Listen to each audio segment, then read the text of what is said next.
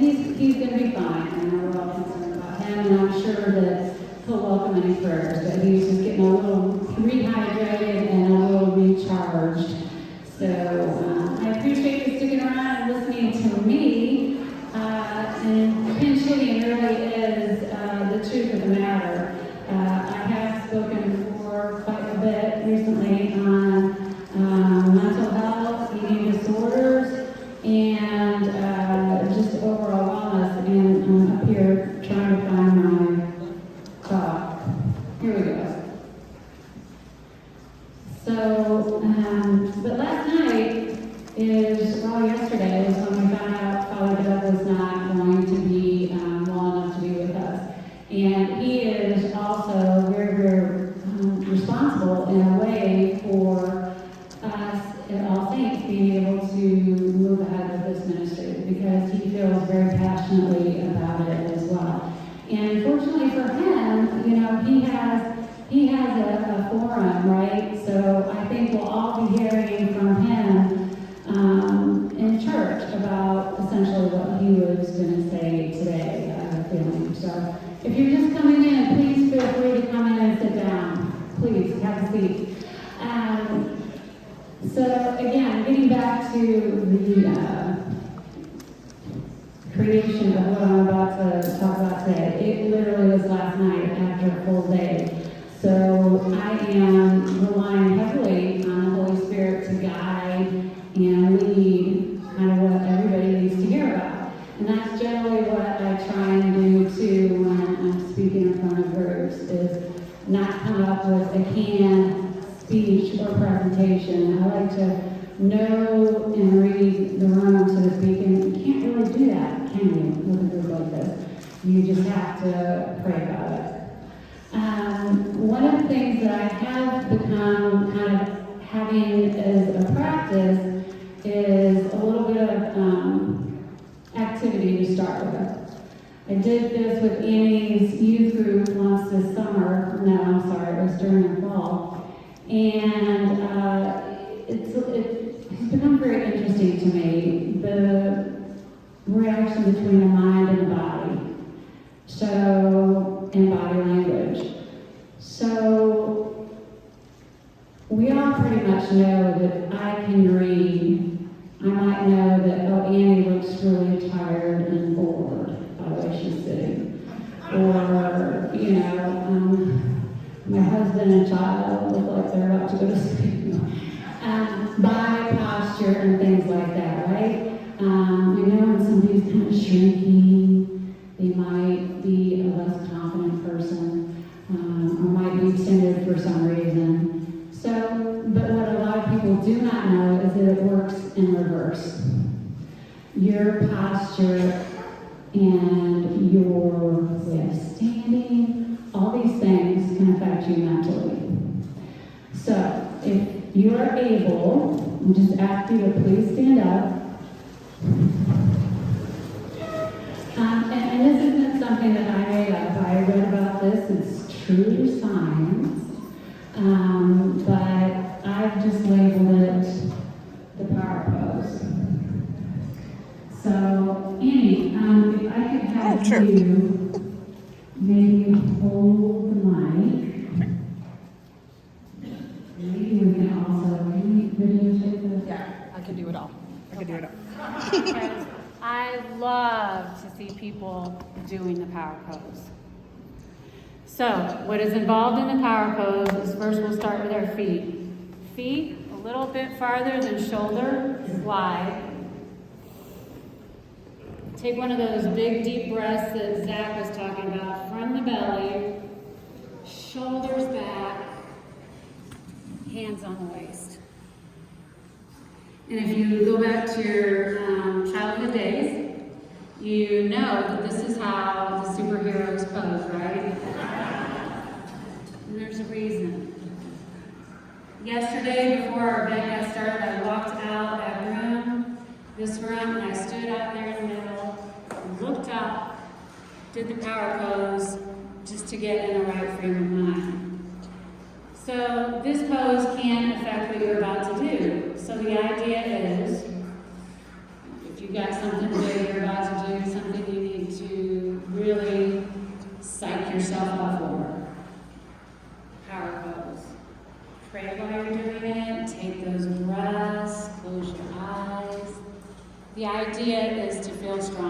and to feel confident. So by opening up our bodies, that's what happens in reverse, right? We know when people and men tend to do this more naturally, and tend to stand like this a lot. A lot of times women are like this, right? We're trying to shrink into the forward.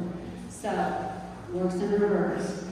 Affect your body, have it affect your mind, and stay with what you're about to do. So, I've been standing here in power pose, so now I'm ready. I'm not going to continue to talk. And you all can sit down and, students, before you're about to take a test or whatever, ask your teachers if you can. As I told Annie's group, I said, you still have to do the homework, you still have to study, but before you get ready, you might strike a pose.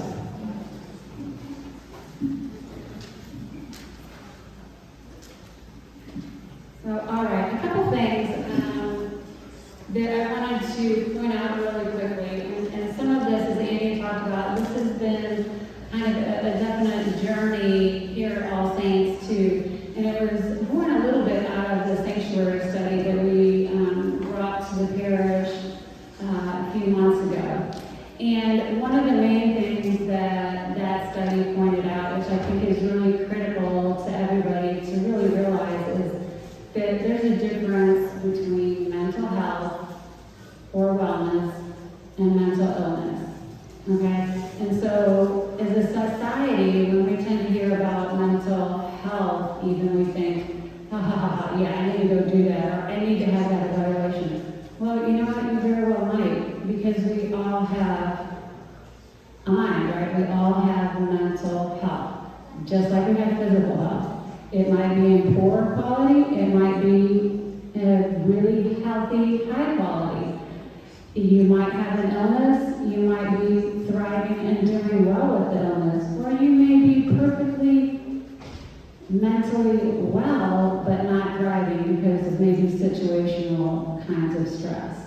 So there's a real difference there, and that's part of the destigmatization process, is to say that and realize we all have mental health, and we can be well, we can be unwell, we can have an illness and thrive or not do so well too. So that's just one of the facts that we want to just get out there and realize. One of the problems with trying to do this today for me was trying to boil it down to what I can present in a short amount of time.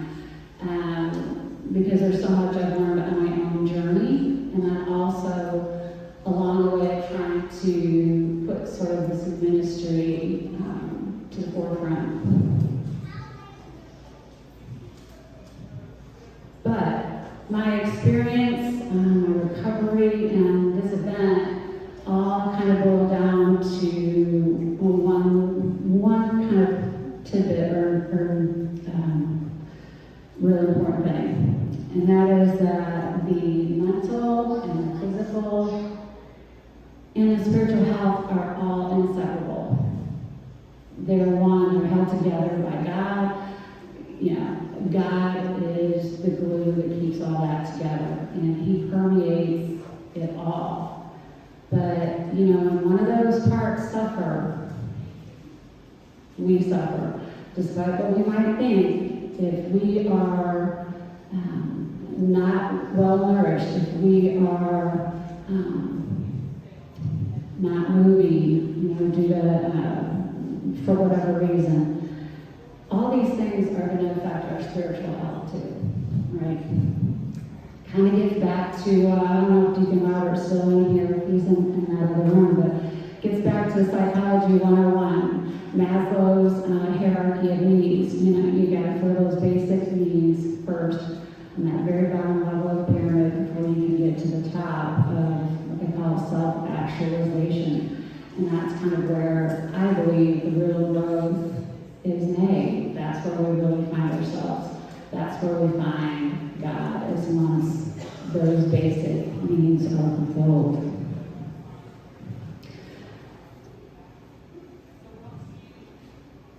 So that is really what our leaders here at All Saints have come want to really embrace, I think, is that necessity, that importance that as a church, we're just not here to talk about that very top level. We've got to make sure that everybody's nurtured in those other ways as well. And if it's something that All Saints can't offer, because we can't be everything, right? We want to be able to at least direct you to some services, if we can do that. And to really be that sanctuary. You know, the sanctuary is a safe place. It's a refuge. You know, we talk about our sanctuary over there. I think a lot of times we forget what that means. It means it's our safe place. So that's something that our leaders, again, have embraced. I'm very thankful that we have. We've embraced it as a staff, as well as, you know, our parish leadership and our clergy.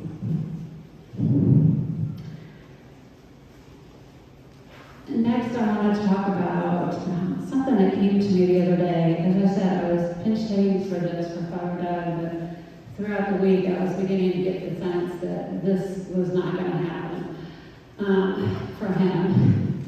And I was sitting in my car and I thought, you know, again, it's about putting all of us, all these things together to be a healthy human. And I thought, what is a healthy human? And I thought to myself, it's a perfectly imperfect and beautiful intertwining of science and faith. And that's kind of what we all are. And don't be afraid of science, right? Sometimes we think science is just, well, it's biology, it's chemistry. It's not. And so last night when I was putting this together, it kind of compelled me to find some definitions. And so the definition of science, according to NASA.gov, is science consists of observing the world by watching, listening, observing, and recording. Science is curiosity and thoughtful action about the world and how it behaves. Anyone can act like a scientist. And so to me, science and faith are very closely related. And I think a lot of people see them as very separate. I don't, because to me it's all about learning. So a little bit about why I'm so passionate about this subject and me. Not to, I hesitate to always do this because I don't like making it about me. This is not about me at all. But what I do hope is that by sharing my experience that I'm able to help others in some way. Forgive me if I get emotional, sometimes I don't know. But I'm able to stand here today because 8 years ago, when my brother suddenly passed away, Father Doug was here for me. My husband and one of my sons is here today, and they're here for me too, right? Your family's always here for you. But the fact is, sometimes you need someone else to speak to. And he was my spiritual director, but he also was someone that I could talk to about my loss. He kept me above water for a while. And in fact, that was all kind of before he and I both came over to be here at All Saints.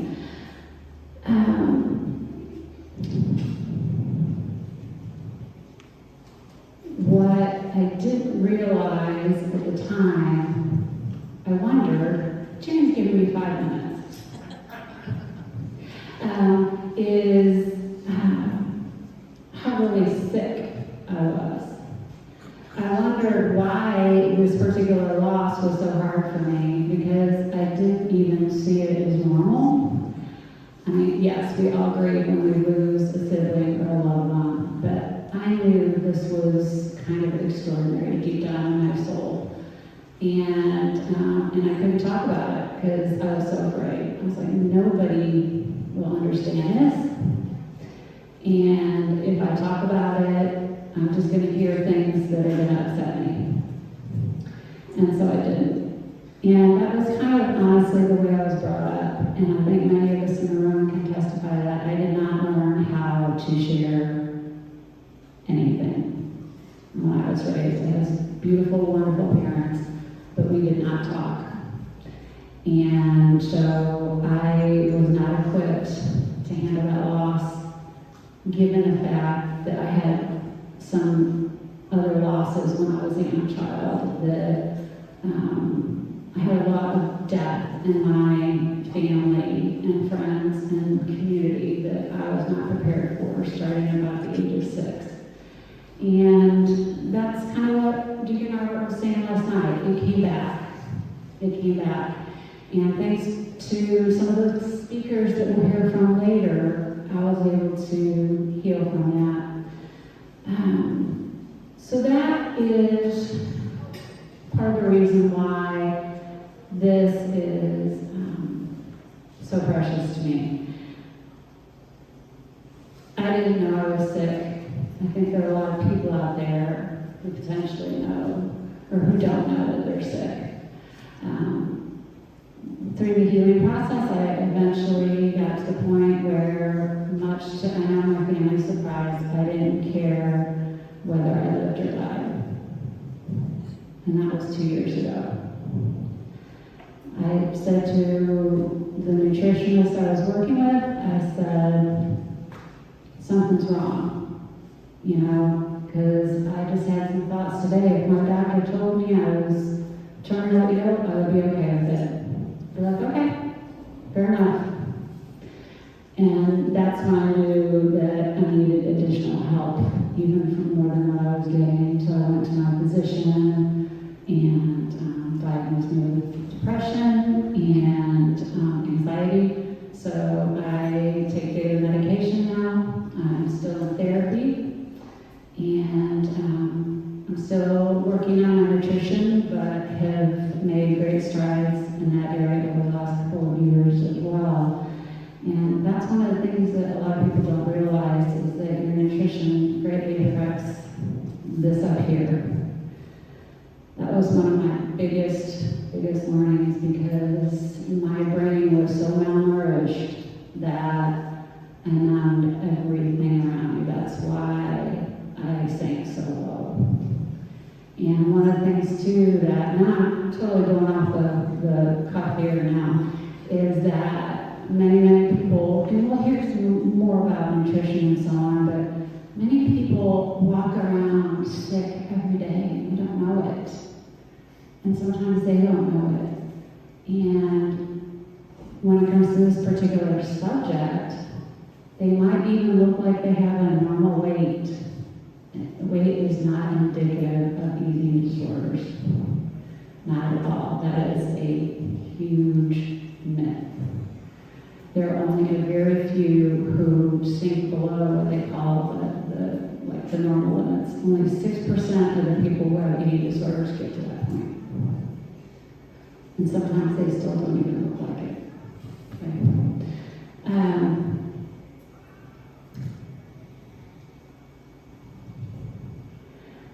One last story, if I have time. 12 o'clock, 12 o'clock is, yeah. You're in charge. You're in charge. The form is mine. God, and some of us who either heard about a 12-step program, we know that God is, most people have to recognize a higher power to get through the recovery process, and I definitely did, because I was in some deep denial even after I started eating. But it was through a lot of prayer. One day I sunk to the point where I was just like, gosh, I need something, I know that. So I opened up the Bible randomly to see what I can see.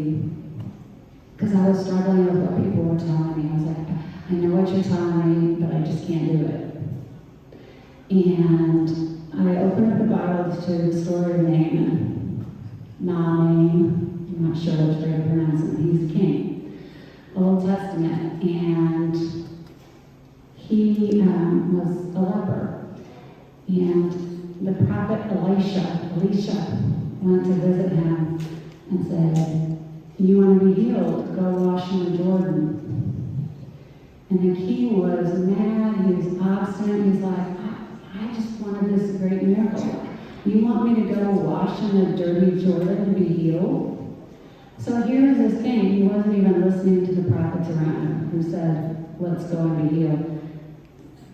Finally, I can't remember who appealed to him, but he listened. And lo and behold, he was healed.